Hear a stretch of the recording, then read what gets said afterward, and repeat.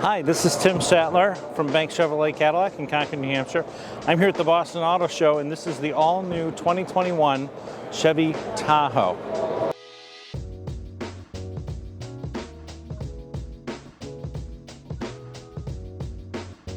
This is the High Country trim.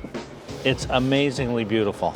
A tremendous step up in quality, materials, workmanship, features. I can't wait to take one of these for a drive.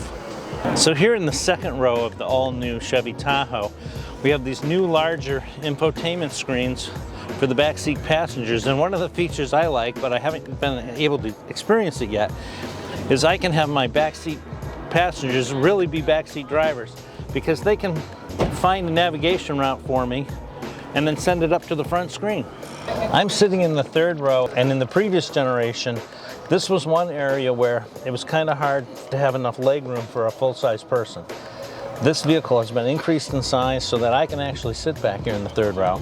And these second row seats are actually on tracks, so I can slide them forward if I need to give myself a little more room, and I have a little extra up in front.